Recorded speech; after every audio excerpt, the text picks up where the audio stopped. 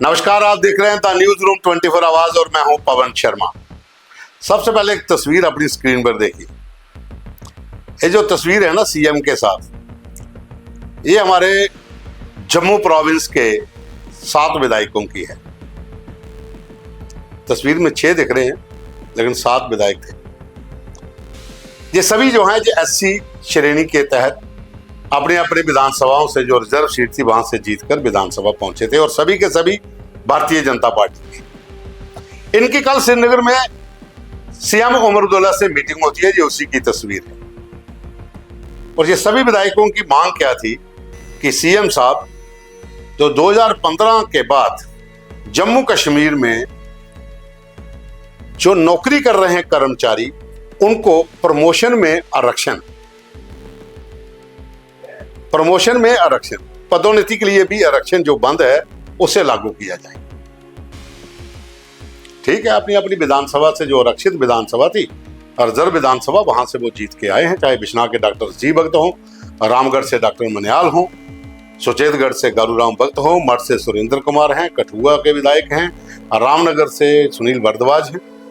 जो भी विधायक जीते थे रिजर्व कैटेगरी की जो रिजर्व सीटें थी वहां से, उनका सबका एक प्रतिनिधिमंडल कल सीएम साहब से मिला था कि जम्मू कश्मीर में 2015 के बाद नौकरियों में जो आरक्षण था प्रमोशन के लिए, वो बंद किया गया है। जबकि ये मामला कोर्ट में भी था, उसके बाद वहां से भी क्लियरेंस आ गई है, लेकिन सरकार यहां पर लागू नहीं कर रही है।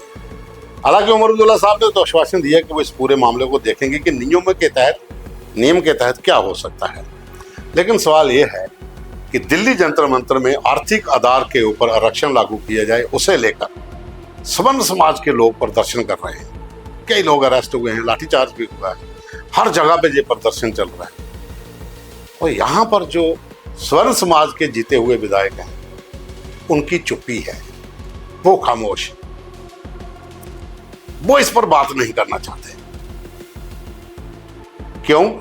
ये तो पार्टी नेतृत्व भी जानता है कि परमिशन है या नहीं है। क्योंकि अगर हम जम्मू डिवीजन की ही बात करें तो 29 विधायक हैं और इसमें अधिकांश जो हैं वो उन विधानसभाओं से जीत कर आए हैं जहां पर स्वर्ण समाज का डंका बजता है।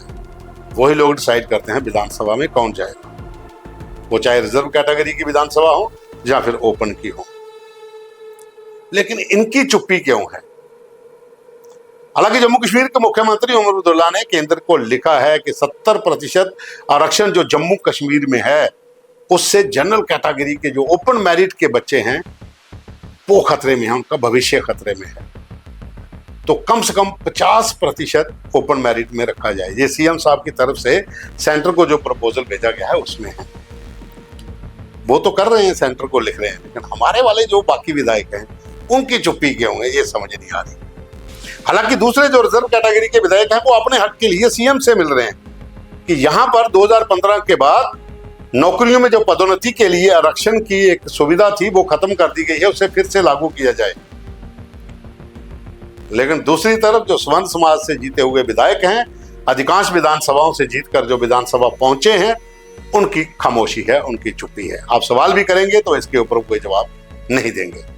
बहुत से लोगों ने कई बार किसी कार्यक्रम में विधायकों के आगे माइक रख के पूछा है कि जो प्रदर्शन हो रहा है स्वर्ण समाज की ओर से जो कहा जा रहा है आरक्षण, इसके ऊपर तो वो टाल देते हैं, बात नहीं करते हैं। और सबसे बड़ी बात यह है कि जम्मू डिवीजन के 3 सांसद जो हैं, जिसमें डॉक्टर जितेंद्र सिंह, जुगल किशोर शर्मा और राज्यसभा के लिए सत्यपाल शर्मा, तीनों स्वर्ण समाज से ही आते हैं।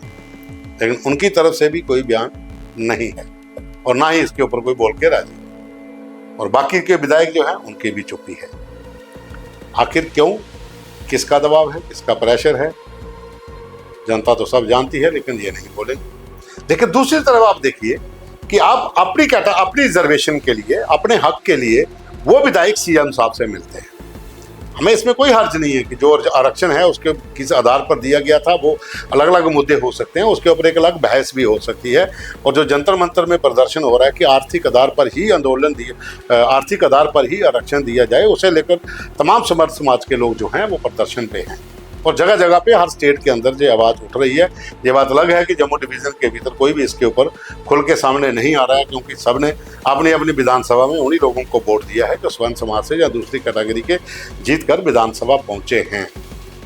और कैडर किसका है ये सब जानते हैं। उनकी खामोशी विधायकों के साथ साथ उस जनता की खामोशी भी अपने आप पर कई सवाल खड़े करती है। लेकिन हम बात कर रहे थे कि आप अपने हक के लिए बात नहीं कर सकते हो, आप अपने हक के लिए किसी के सामने जा नहीं सकते हो, तो फिर वोट लेने के लिए आप फिर कैसे आओगे। मैं इन सभी विधायकों की तारीफ करूंगा जो सीएम साहब से मिले। कम से कम उन्होंने अपने हक के लिए आवाज तो उठाई कि हमारा जो हक था 2015 से आपने इसको यहाँ की जो समय यहाँ पर जो प्रशासन था उन्होंने नहीं लागू किया, जबकि फैसला होने के बावजूद भी। तो आप अभी सीएम हैं तो आप इसको लागू करिए। हालांकि सीएम साहब ने उनकी बात सुनी है, उसके ऊपर उन्होंने इतना ही कहा था कि नियमों के तहत देखा जाएगा, जो भी होगा वो अपनी तरफ से पूरी कोशिश करेंगे। लेकिन जो सीएम साहब ने केंद्र को भेजा है 50% के आरक्षण को लेकर, उसके ऊपर खामोशी है, उसके ऊपर चुप्पी साधी हुई है, कोई बोल के राजी नहीं। वहां पर जो सवाल खड़े हो रहे हैं वो सवाल जो हैं वो आगे जाकर किस रूप में लोग उनको लेते हैं वो तो उन पर निर्भर करता है।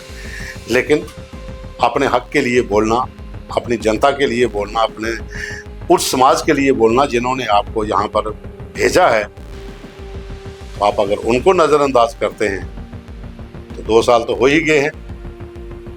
फिर इंतजार करना पड़ेगा 2-3 साल और का कि समाज, वो जनता क्या सोचेगी।